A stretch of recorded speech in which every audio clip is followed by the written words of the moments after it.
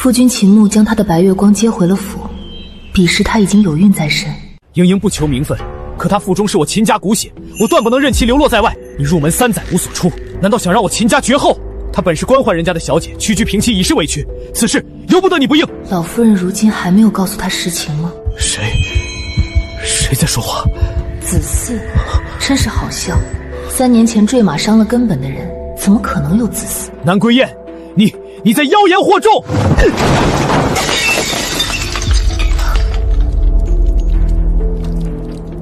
我说什么了？从你进屋起，我就一句话都没说。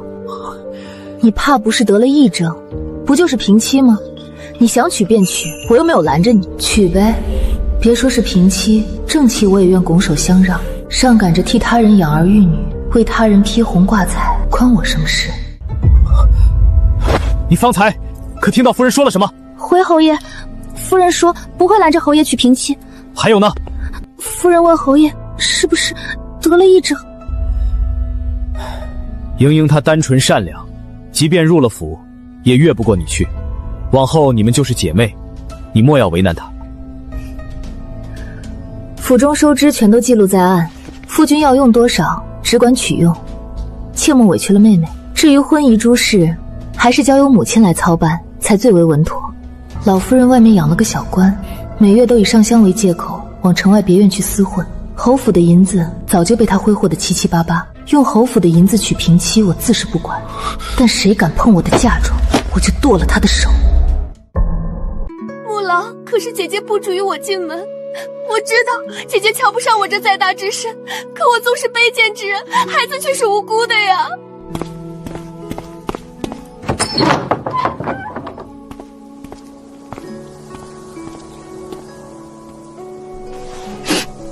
哪怕他夫婿死在牢中数月，他眉眼之间却没有染上半点风霜。我知道秦牧一直在暗中接济他，只是没料到竟能接济到了床上，哭成这样，妆都没化，真是好本事呢。暗戳戳指责我瞧不起他，好叫秦牧更加怜惜，手段低级了点儿，奈何有蠢人肯信。下一句是不是要说待孩子落地便会独自离开，绝不碍了我的眼？姐姐切莫因我儿童母郎生了嫌隙，待我生下孩子便独自离开，绝不会碍了姐姐的眼。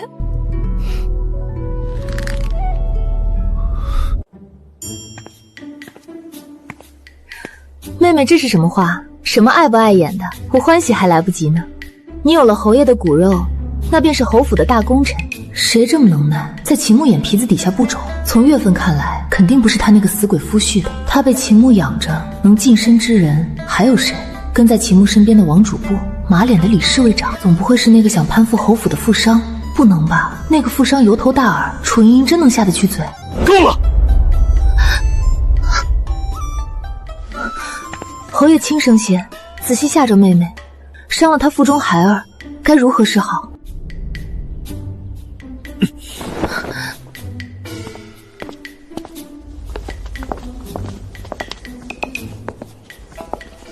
拨个清静院子与他安顿。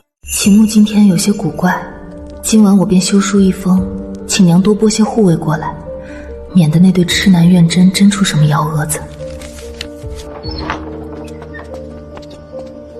太医院的老大人走后，侯爷独自在书房坐了2刻钟，后来摔了他最爱的汝窑茶壶。自书房出来时，侯爷面色铁青，眼睛都是血红色的，直奔着楚姑娘的院子去了。那院子内外都是侯爷的人守着，小的不敢靠近，只在外面隐约听得侯爷怒骂之声，还有楚姑娘的哭声。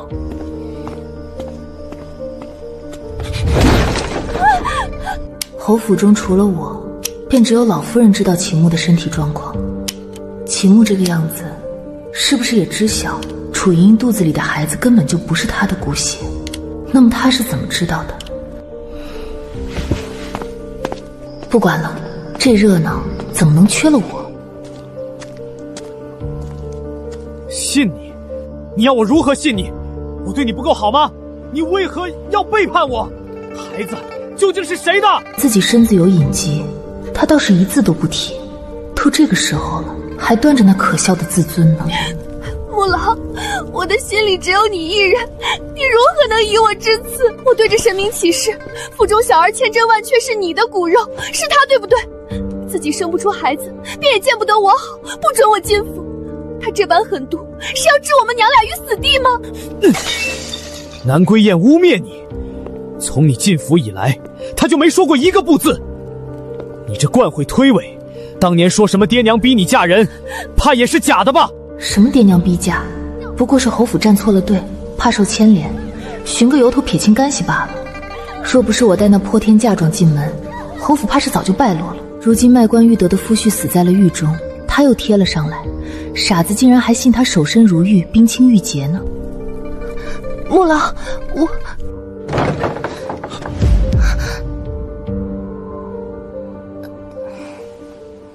秦牧没有赶楚莹莹出府，而是将她软禁于那方小院子。院门有婆子日夜轮守，院墙外更有护卫往来巡逻，每日显时与粗使丫鬟小厮无异，一应分量，也按最低等仆妇支取。起初楚莹莹闹过，穆老，侯府若是容不下我们孤儿寡母，就让我走吧。我不怪你，不怪夫人，只怪我爹娘早逝无人做主。姑娘省省吧，侯爷吩咐了，您好好养胎便是。再闹下去，谁都没脸。那我要见老夫人。当年老夫人疼他，想要促成他与秦牧的婚事，只要老夫人站在他一边，他有把握能让秦牧重新信他。可是老夫人往城外山寺进香去了，没个10天半个月可回不来。姑娘若是有话，不妨写下来，等老夫人回府，老奴替您递上去。第5天，秦牧终于肯见楚莹莹了。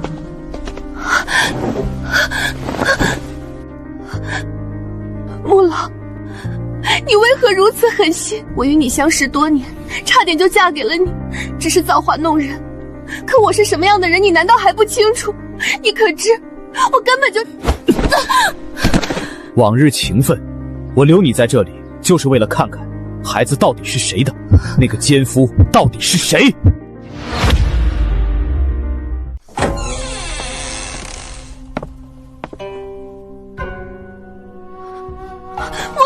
你信我，莹莹这具身子清清白白，腹中确确实实是你的骨肉。定是姐姐嫉妒我有了身孕，故意买通了大夫，说我月份不对，想借你的手除掉我们母子。穆老，我对你的心天地可见，若有一句谎言，叫我天打雷劈。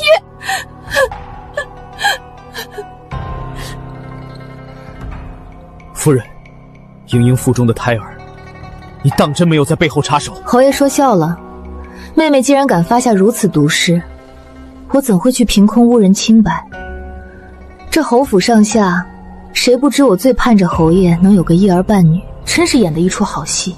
倒打一耙说我买通大夫，我吃饱了撑着。算算日子，秦牧去接她回京，满打满算不过1个半月。可她这几日孕吐连连，连腰身都粗了一圈，分明是快3个月的身孕了。随便从街上拉个稳婆来一摸便知，这也能赖到我头上。退一万步讲，就算月份对得上又如何？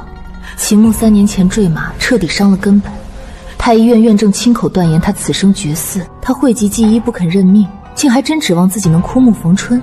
他要是真信了这女人的鬼话，觉得自己能让人有孕，那我不介意明日就敲锣打鼓给他办个满月酒，顺便昭告全京城侯爷这医学奇迹，也让大家一起乐呵乐呵。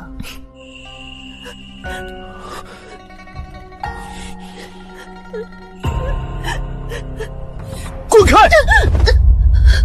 买通大夫，好啊！来人，去把京城里有名的稳婆全都给本侯找来，本侯今日要挨个验，看看你这肚子里到底怀了几个月的孩子。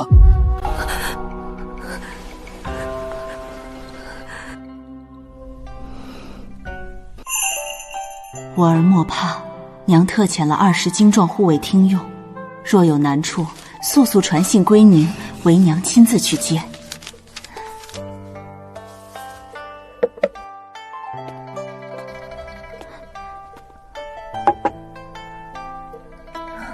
怎么了？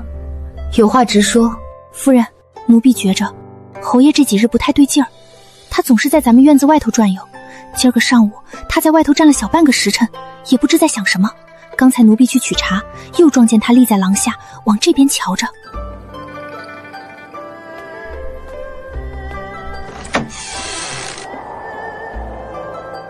这是唱的哪出？白月光不香了，想起我这个糟糠妻了？还是说知晓自己不能生，便想着把我哄回来，继续打理好侯府供他吃喝，日后再给他过继个4子？可惜啊可惜，我这人什么都吃，就是不吃回头草。那年太子被废，秦府失势，整个秦家危在旦夕。曾经要结亲的楚家早将女儿嫁人，人人都对侯府避之不及。南小姐若能入我侯府的门，秦某此生绝不相负。那个太医都告诉我了，她受了伤，根本无法生育。他爹救的人是你，要嫁你自己嫁，凭什么委屈我的楠楠去守活寡？你要是答应了他，我就死在你面前。娘，父债子偿，天经地义。我嫁婚后1年，侯府靠着我的泼天嫁妆重焕生机，侯府上下气势不凡，门前车水马龙。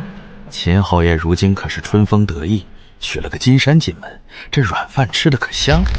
后来我才知道，是秦牧担心有人笑他吃软饭，故意向皇帝进言，明升暗减，将我爹遣离了京城。过河拆桥，倒是让他玩了个明白。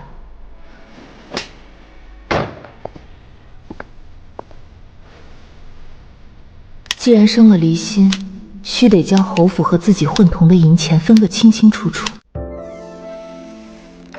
夫人，今日已经劳累大半天了，这账本明日再看也不迟。仔细伤了眼睛。侯府上下100多张嘴等着吃饭，铺子里的进项若不核对清楚，明日的采美便要开天窗。侯爷若是闲着，不如去前院喝茶。夫人，可还记得那年我赢了马球，夺了彩头送你吗？你高兴极了，还特意绣了个荷包作为回礼。我不明白，他如今提这些做什么？回忆从前，只能显他更虚伪罢了。记得。怎么不记得？那只芙蓉钗子捧着去给楚荣庸，人家瞧不上，才转手给了我，倒像是施舍破烂一般。还说什么芙蓉如面柳如眉，非要亲手给我插上，要我一直带着，恶心透了。确实是先送给了莹莹，我以为没人知道，她是怎么知道的？归燕，你16岁生辰那日，我特意在院子里为你栽了棵桃树，你笑着说等嫁给我后年年都有桃子吃了。哼，是啊。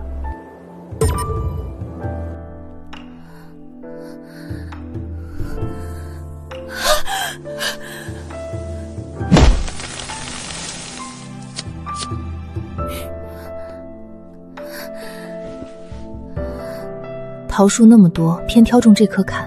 我拦着不让，秦牧却说我怎么变得如此恶毒，竟觉得一棵桃树比楚玲玲的性命还重要。也好，就这点夫妻情分，他砍了，倒也干净。还记得你第一次给我绣的荷包吗？鸳鸯戏水的，你说只盼白首偕老。那荷包早被你给楚莹莹置于玩了，去湖底找啊。知道楚莹莹骗了他，便想起我的好。可惜我不是开当铺的，不收二手破烂。若真愧疚，不如写个放弃书给我。归燕，我以后一定对你好，绝不叫你受委屈。夫人，老夫人回来了。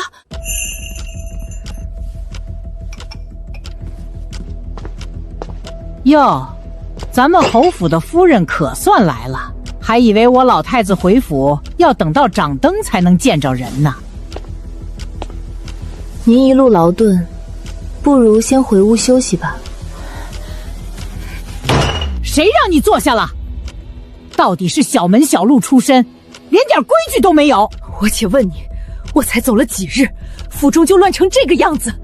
木儿将莹莹带回府，是我点了手的，你竟敢把她软禁起来！一日3餐与粗使丫鬟无异，南归燕，你眼里还有没有我这个婆母？哟，这么会儿功夫，连楚莹莹被关吃下人饭都知道了。翠萍这丫头，明面是老夫人的狗，背地想爬床，等我与楚莹莹鹬蚌共争，她好坐收渔得。老夫人不能怪我，是侯爷将楚姑娘关了起来。至于饭菜也是侯爷命人准备的，老夫人要问罪，该找正主才是。既然要说，便说个明白。怎的说一半留一半，还让老夫人生了误会？怕不是故意搬弄是非？来人，张嘴！夫人饶命，奴婢还没说完，老夫人就……够了！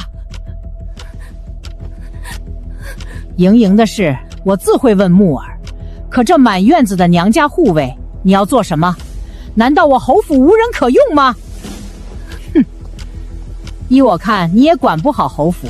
今日便给翠萍开了脸，也抬她做妾，往后让她跟着你，府中大小事务交给她来处置。谢老夫人抬举，奴婢一定好好为老夫人做事。老太婆想得真好，一边让楚莹莹抢我夫婿，一边让翠萍夺我管家权。也好，这府里的一应事务复杂繁琐，我也早就管得够了。老夫人要找人给我帮忙，我真是求之不得呢。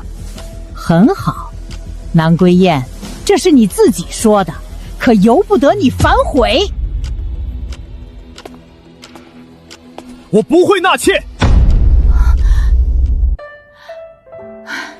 木儿，娘可都是为你好。咱们侯府好歹也是世代簪缨，娶个小门小户的进门已经让人笑话，如今你再没个知冷知热的贴心人，我可怜的儿啊！入府3载，他连个蛋都下不出来，这是要咱们秦家绝后啊！听娘的，这丫头屁股大，一看就是个好生养的。你纳了她，也好给你死去的爹有个交代。这老太婆真会装，明明知道自己儿子不行，偏要把罪名往我头上扣。屁股大好生养，哼，给他10个屁股大的，他能生出1颗蛋来，都算我输。老夫人说的是，侯爷确实需要个知冷懦的，侯府也确实需要个继承人。南归燕，你就这么想把我推出去？哼，算你识相。翠萍虽然是妾，却也不能委屈了。你去账房拿500两银子，摆几桌席面，请几个亲近的坐坐。这事须得分个先来后到。楚姑娘怀着侯爷的骨肉，理应先给她正经抬进门才是。至于翠萍，等楚姑娘的事办妥了再说不迟。什么？骨肉？哪来的骨肉？翠萍没有告诉您吗？楚姑娘已经有3个月的身孕，她亲口承认是侯爷的。不可能，绝对不可能！木儿，这个女人说的是真的吗？楚莹莹真的怀了你的骨肉？是啊，莹莹确实有了身孕。我让你盯着侯府的一举一动，楚莹莹怀孕这么大的事情，你为何不派人来通知我？老夫人饶命，奴婢也是才知道的。看我做什么？如今知道丢人现眼了。当初楚莹莹夫婿还在狱中，便与他勾搭在一处，那时怎么不觉得丢人？老夫人这是怎么了？平日老夫人不是最喜欢楚姑娘的吗？楚姑娘如今怀了侯爷的骨肉，那是大喜的事儿，老夫人为何动这样大的怒？母亲为何说不可能？难道母亲不希望有孙儿？当然是楚莹莹的月份不对，那时她的夫婿还没死呢，这孩子定然不是你的。母亲有事瞒着我，究竟为何不肯同儿子坦诚？木儿，你这是对母亲的态度吗？这个女人到底对你下了什么迷魂药？3言2语竟让你这样顶撞母亲？不对劲，木儿一向对这女人没什么好脸色，怎么现在她说什么就信什么？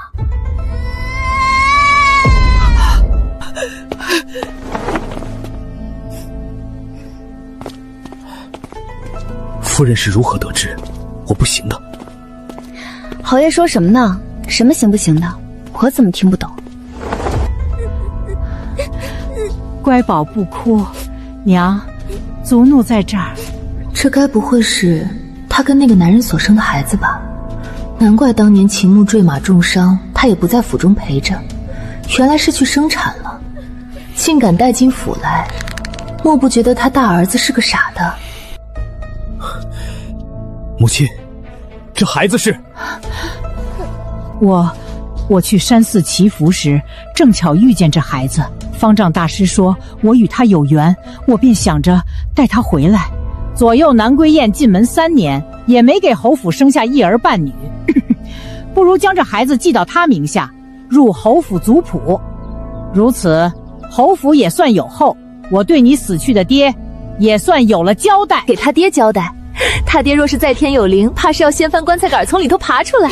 我就说嘛，这老太婆怎不肯把真相告诉秦牧？原来在这儿等着呢。记到我名下便是嫡子，秦牧生不下孩子，这孩子便能继承侯府，真是好算计。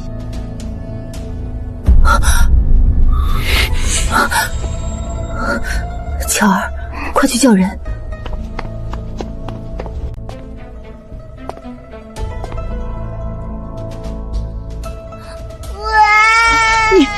你吓唬他做什么？是不满我这个做母亲的决定吗？我这是为了侯府着想。你爹若是还在，母亲不如先告诉我，这孩子究竟是谁的？这台词真耳熟，我记得半月前他也是这么问楚莹莹的。老夫人，你总算回来了。再晚几日，莹莹怕是撑不下去了。老夫人，你可要为莹莹做主啊！旁人纷争，切莫牵连到我身上。老夫人，我与木郎情投意合，可有人容不下我，在木郎面前搬弄是非。木郎他竟执意要逼我舍弃府中孩儿，这可是侯府的血脉啊！往日只当你心性纯良，没想到你竟如此心思叵测。你蓄意生事，颠倒黑白，做出这等荒唐事，竟然还敢赖在侯府头上。老夫人，您是从小看着我长大的，怎的也不信我，却相信南桂叶的话？你究竟使了什么妖法，让老夫人和木郎都不信我？可笑，他还当是我从中作梗，觉得没了我在中间挡着，他便能顺藤入住侯府，真是天真。孩子，不知廉耻的东西！当年见我们侯府落魄，便悔婚另嫁。如今天道好轮回，你们全家落得那般下场，也是活该。老夫人，不是的，我那是被形势所迫，父母之命。不知廉耻的东西，还在这里妖言惑众，我绝不会让你带坏了木儿。木儿，速速将他赶出府去，莫要污了我侯府的门楣。不知廉耻，赶出府去？对，都该赶出去。木郎，你听我解释啊！难道你一点都不顾念我们的情分吗？娘，我怕，我要回家。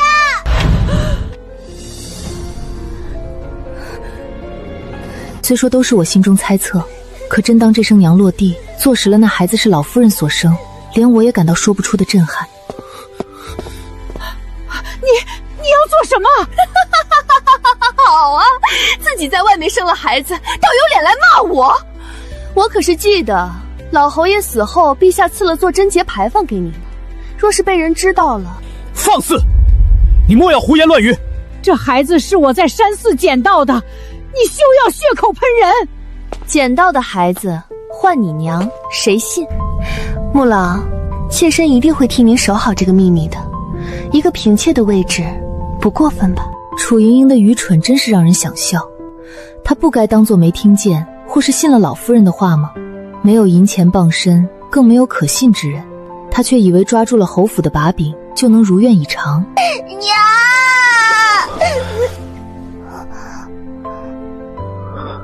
当真是有几分母亲的影子，这怎么可能？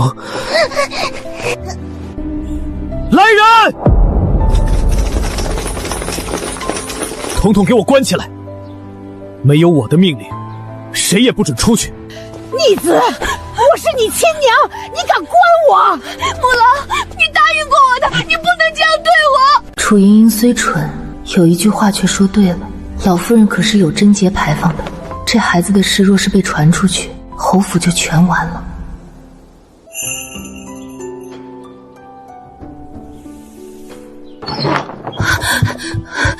夫人，楚姑娘昨夜腹痛不止，今早孩子没了，奴婢方才进去看过，屋内一片狼藉。侯爷说是翠萍心存怨断，暗中给楚姑娘用了药。早知秦牧不会留楚莹莹腹中孩子，却没想他行事如此决绝，借此事处置翠萍，倒是让他们互相算计，也算一场闹剧。为何要责罚奴婢？侯爷，奴婢只是按您的吩咐行事啊。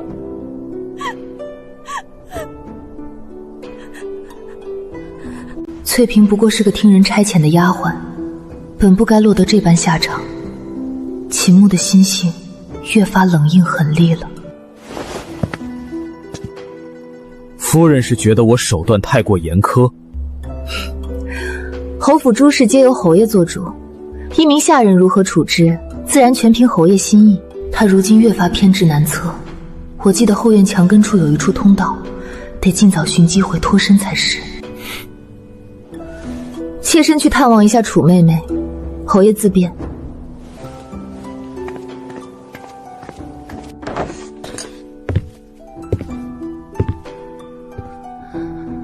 南归燕，你以为你赢了吗？你还不算太笨，可惜你自始至终都恨错了人。不过我们可以合作。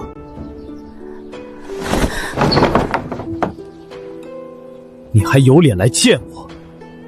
滚回你的院子去！穆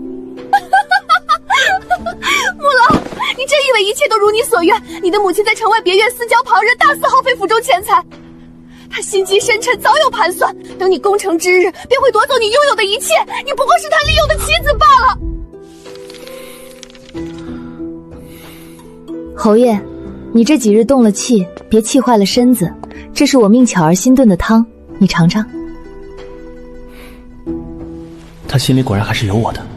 天哪，楚莹莹怎么连老夫人想去母留子、窃取侯府爵位的事都查到了？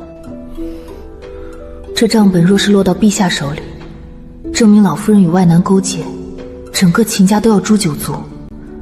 这老太婆为了个小兰儿，竟要拉着秦牧一起陪葬。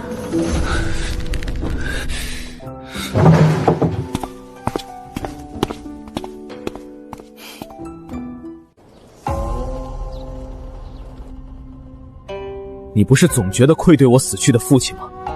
那便一辈子跪在他灵位前，好好忏悔。木儿，你不能这么对我，我可是你亲娘啊！老夫人以死相逼，秦牧终是放过了那个孩子，可他派人将养在别庄的侍从带回祠堂，当着老夫人的面施以重罚，断了对方生路。我知晓太多内情，秦牧连生母的诉求都全然不顾，难必有一日会对我下手。这几日他像是变了性子，对我越发好起来，每日让大厨房做我爱吃的菜，春猎时甚至亲手为我猎了白狐。浪子回头，反正我不信。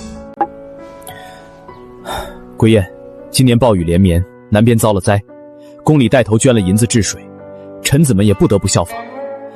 这几年一直靠着你的嫁妆，侯府才重振起来。我一直觉得亏欠于你。说的真是动听，刚入侯府那阵子还承诺我一生一世一双人呢。不过3年的光景，便把楚莹莹接进府了。我爹的救命之恩，这些年我嫁进侯府拿嫁妆填窟窿，也算是还清了。是不是我也该离开侯府了？侯爷怎么不早说？银子都被我拿去买了田亩和庄子，想要转手，必得些时日呢。好，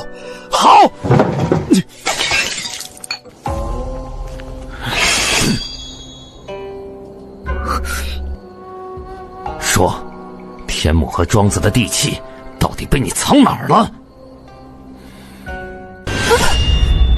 我不知道，地契不在我这儿，是真的。还好我让巧儿把所有地契都藏在了一处极稳妥的地方，旁人无从找寻。可若是我出事陨于侯府，母亲绝不会善罢甘休。此事闹到朝堂之上，陛下定然震怒，自有旁人能为我讨公道。住手！全都给我放开他！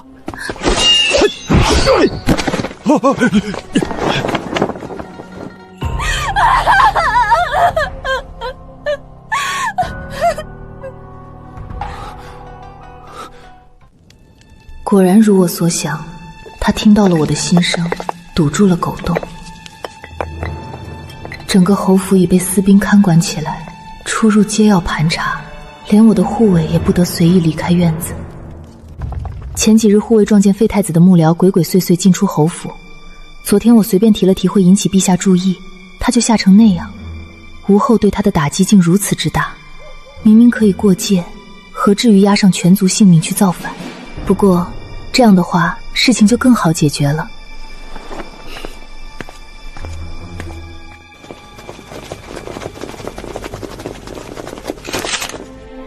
这阵仗分明是谈不拢便要动手来抢，我不着急，秦牧不会轻易放过那笔嫁妆。侍卫长周强让我今夜子时前往角门，他会悄悄放我出府，代价是要我带上楚莹莹。难不成他就是楚莹莹那孩子的亲爹？若真是如此，杀子夺妻的仇人就在眼前，他可能忍得住？这些日子有人去过楚莹莹的院子？侯爷不是下令任何人不得出入楚姑娘的院子吗？我昨日想给她送点吃食，里头的嬷嬷都不让我进去。夫人是当家主母，侯府的内宅还是要交给夫人打理。这些日子朝中事多，我一时也分不出心神，就劳烦夫人了。侯爷哪里的话，全府上下可都指着侯爷呢。侯爷劳苦功高，我们终究三载夫妻，情分不同旁人。侯爷，上回你说需要银两，我已经吩咐外面的管事把田产和铺子全都卖了，银子也送至王御史府上，明日便会献给陛下。你说什么？你竟然要把银子！我现在就去王御史府上把那些银子要回来。侯爷不是说要募捐给江南治水吗？王御史公正廉明，由他代为陈交，岂不更显侯府诚意？你愚不可能，那是我筹集给殿下的军资。去吧，去了，这死局便成了。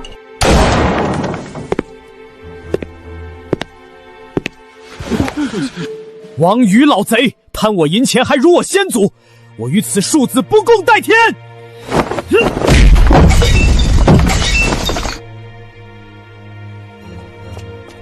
看样子，不但银子没要回来，还被刚正不阿的御史大人斥责了一番。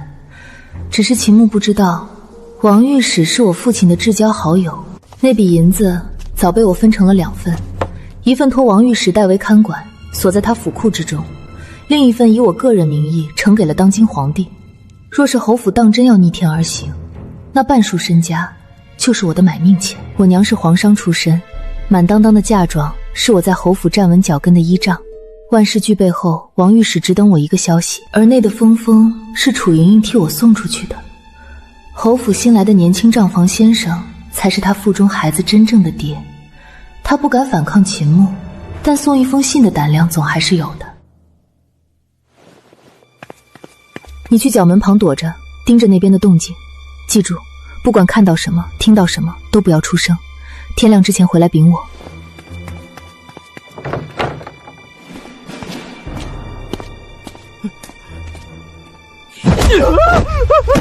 侯爷饶命！侯爷饶命啊！是楚莹莹主动招惹我，此事与我无关，是我一时糊涂犯下过错。姓张的，你这般薄情寡义、遇事推诿，我真是看错了你。薄情寡义之徒，好，真好！你们2人联手欺瞒于我，全然不将我放在眼中。来人，随我一同进去。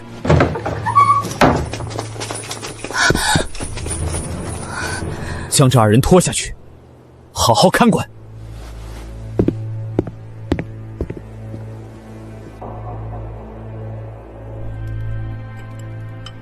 夫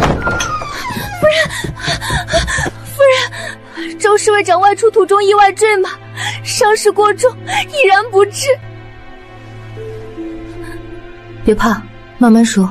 还有别的事吗？侯爷举止反常，不去安抚李家亲流，反倒四处打探，询问夫人是否去过角门。周强跟随秦牧多年，曾舍命护他，向来忠心，可秦牧如今疑心深重，但凡稍有嫌疑，便全然不顾旧情。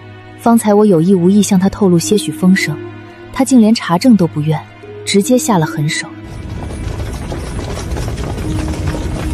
夫人，侯爷带着大批人手把咱们院子团团围住了。夫人，夜深了，何不出来与为夫一见？你终于还是走到了这一步，那就让我亲自送一送你吧。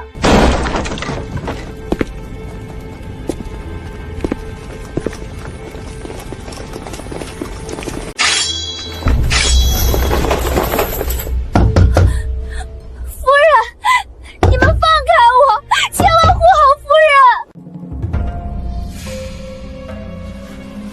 人。夫人这般晚还未歇息，侯爷不也同样未曾安寝？深夜带这么多人围堵我院落，不知侯爷意欲何为？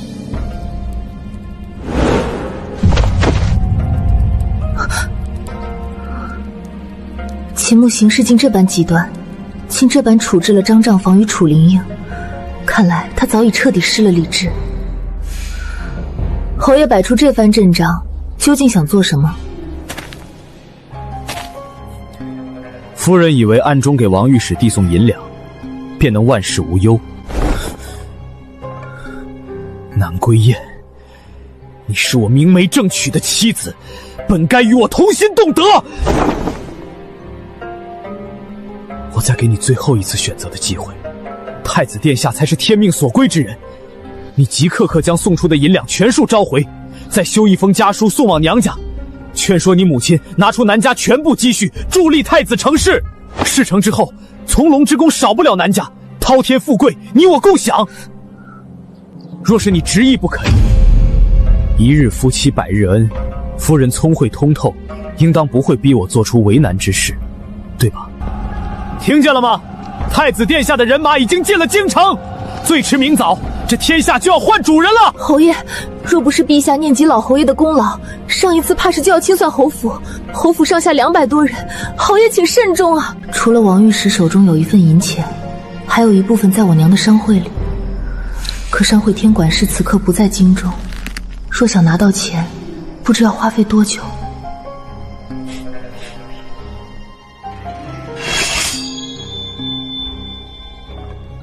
在等人报信吗？还是不要拖延时间了？你在外院安插的那几个小厮，早就被我全部拿下。夫人这么聪明，定然已经猜到我能听见你的心声。归雁，以后莫要再想离开我的事了，我绝不会放你走的。以前是我不好，亏待了你，待我一人之下万人之上，定让你成为这世间最幸福的女子。侯爷，当今陛下乃是圣明之主，登基以来海清河反，四方蛮夷归服，你为一己之私，借江南水患动摇国本，图谋造反，一旦举事，生灵涂炭，多少百姓要妻离子散。够了，别跟我说这些废话，成王败寇自古如此。什么圣明之主，若不是他，我怎么会坠马，怎么会再无子嗣？来人，把夫人看押起来，何时想通了再给饭吃。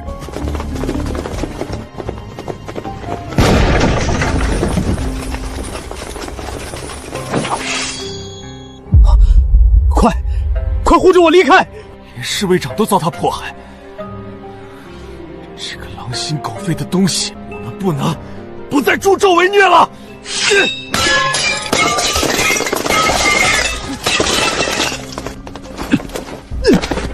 娘，我是你10月怀胎生下来的长子，我是侯府的嫡子，为了这个府外养大的孩子，你竟要亲手送我去死！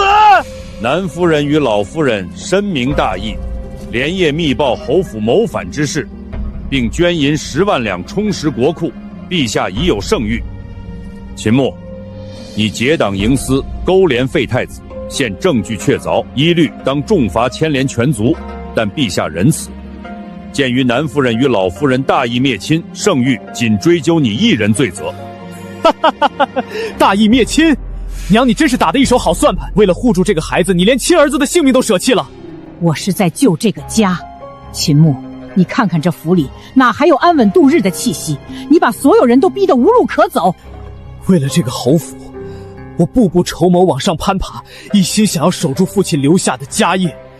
可到头来，你放着我这个亲生儿子不顾，偏心这个府外的孩子。你给我闭嘴！我没有你这样执迷不悟的儿子。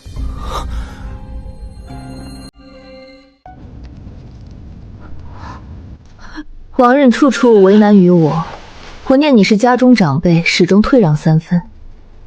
当初你步步紧逼之时，可曾料到今日会为孩子低声求我？桂燕，孩子尚幼，他从无过错，所有罪责都算在我身上，求你爸爸善心救救他。想保他性命并非不可，只是侯府今后只能留一位嫡系子嗣，你做个决断，一边是对你心存隔阂，往后恐难成家的长子，一边是怀中幼子，能伴你安度晚年，你选哪一个？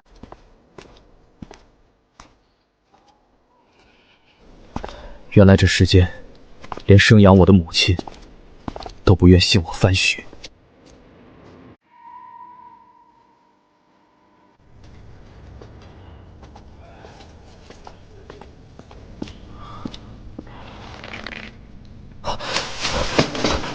归燕，你是来救我的，对不对？我就知道你不会对我那么无情。我父亲曾救过你爹一命，这恩情你不该忘记的。你不是想要和离吗？只要让我出去，我立刻就给你写和离书。还有你以前花在侯府上的银子，我全都归还给你，10倍奉还，100倍奉还。和离没必要那么麻烦，这是陛下亲赐的议决书，从今往后你我恩断义绝，再无半分瓜葛。至于你说的恩情，我带着巨额嫁妆侯府，免了侯府衰败，如今我又保住了秦家大多数无辜之人的性命，这恩情早已两清了。你刚才问我恨不恨你，这几年我其实连恨你的力气都省了。你以为我是在为你打理侯府？不，那是我的嫁妆，每一分银子都写着南家的名字。你不过是个鸠占鹊巢，还顺手偷了点米粮喂野狗的窃贼。老夫人那些见不得光的手段，我从未动怒，因为我知道她那是自掘坟墓。你和楚莹莹那些恶心的苟且，我也从未吃醋，因为我知道那不值得。秦墨，你太把你自己当回事了。你以为的侯府尊荣，在我眼里弹指间就能灰飞烟灭。你带给我的一切，我都会极数讨回来。归燕，你是骗我的，对不对？你爱过我的，哪怕只有一点点，你原谅我，好不好？爱，秦墨，你配吗？看看你自己，看看你现在这副人不人鬼不鬼的样子，你这样的人，连让我多看一眼都觉得浪费时间。至于那些搓磨和冷漠，我早就忘了。毕竟，谁会去记恨一个注定要烂在泥里的死人呢？你以为我想走这条造反的路？陛下不信任我，朝中无人看得起我，连我亲娘都在外面偷人生子，我有什么？我什么都没有。还有你，你根本不爱我，你从来就没有爱过我。你知不知道，当我第一次听到你的心声，我有多怕？我怕你恨我，怕你离开我，怕你也像别人一样把我当成一个笑话。归燕，我们重来一次好不好？那3年我错了，是我不好，我把嫁妆还你，我把侯府给你，只要你原谅我。你说你爱我，只要你现在说一句，我什么都能放下。秦墨，你是不是到现在还没搞清楚状况？你以为的原谅，对我而言，连尘埃都不如。你要不要猜一下，我什么时候知道你能听见我的心声的？你能听见的，自然都是我想让你听的。不可能。可笑你自以为是，以为听到我的心声就可以掌控全局，挑拨婆母心生隔阂，残害忠心下属，又贸然参与皇子纷争，每一个环节的圈套，你都毫无保留地跳进去了。你现在听听，我在想什么？3年前，我本有心爱之人，2家已然商议婚嫁，是你借着昔日恩情，强行逼我嫁入侯府。我也曾想着安当度日，与你好好相守，可换来的全是辜负。我倾尽嫁妆填补侯府亏空，四处为你应酬周旋，你却与旁人相伴，放任老夫人处处为难我，甚至将我父亲调离京城，远离故土。这么久以来，我一心只想摆脱这段错误姻缘，讨回属于我和南家的一切，一步步引你看清本心，让你认清前路。我从不必动手加害，是你自己的执念与贪心，断送了自身所有退路。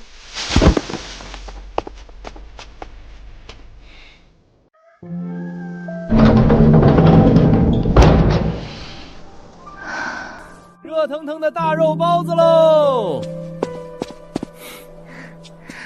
热腾腾的大肉包子喽！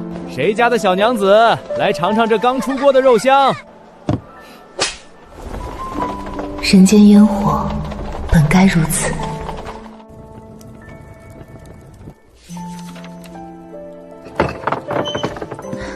夫人，刚才蓟县的义士来过了，京城那边传来消息，那个人昨夜在天牢里没了，说是受刑过重，心火郁结，走得极不体面。哦，是吗？倒是比预想的早些。可不是吗？那侯府早被查抄得一干二净，如今就址那块地都被平了，连个牌匾都没剩下。谁能想到当初那般不可一世的侯爷，最后竟落得个曝尸荒野的下场。这般结果倒也没什么好意外的，心术不正，路走到尽头自然会摔得粉身碎骨。夫人，这是那人托人带出来的，这簪子是他一直贴身藏着的，他想以此为信物，求夫人您看在往日的情分上，即便不救他出牢笼，也至少让他走得体面些。只是还没送到，他便上路了。情分？他竟也配跟我提情分？他待我何尝有过真心？分明是见自己要烂在泥里了，才恨不得拖着岸上的所有人一起下地狱。拿出去扔了，扔得越远越好，最好是扔进这城外的烂水沟里，莫要脏了这江南干净的地界。这般晦气的东西，别再让我看见。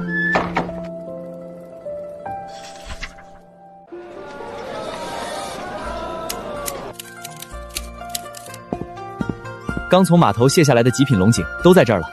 咱们这茶行才开张半月，王家少奶奶就直接差人预定了50斤，说是要在下月的赏花宴上镇场子。她倒是会选，她若是用了咱们的茶，那赏花宴上别人家的茶叶可就只能沦为衬托的绿叶了。夫人这经商的手段，我看啊，丝毫不逊于那些久经商道的老狐狸。那是自然，当初在侯府那深宅大院里，若非整日与人周旋谋算人心，早就被那起小人搓磨死了。现在不过是和人讨价还价，可真是牛刀小试了。好了，不说这些了。阿言，说好了，等我这茶庄再赚上一轮钱，我就在城南给你盘下那座闲置的雅园。雅园？盘下那里做什么？把它改成书院，就像小时候我们在那棵古槐树下偷偷许愿时说的一样，你要做教书先生，我就做掌柜的，朝夕相伴，永不分离。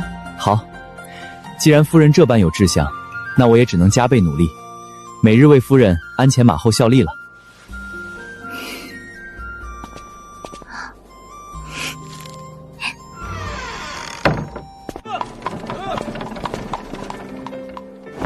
夫人，书院已经彻底改建好了，窗棂明净，桌椅齐整，再准备一些日常用的笔墨纸砚与课桌椅，下旬就可以正式开学了。你从小的志向就是当个教书夫子，现在终于得偿所愿了，怎么样？是不是该夸夸我的功劳？哪里只是功劳二字可以概括的？若无夫人这般雷厉风行的手段与筹措，这书院恐怕还只是槐树下的一场梦。那是自然，我南归雁认定的事情向来不会落空。这书院的一砖一瓦皆是夫人心血所铸，待这孩子落地，我定要亲自教他，让他知晓他有一位何等聪慧何等果胆的母亲。孩子若像你，便是个温润如霞的君子，若像我，当个大掌柜也不赖。无论像谁，你和孩子都是我此生至为重要的珍宝。夫人，书院要买的物事清单我都拟好了，都是按最精细的标准挑选的，保证谁也挑不出错。你啊，如今办事倒是越来越像我了。走吧，去书院看看，顺便给咱们的孩子选几本开蒙的诗集。好，去看看。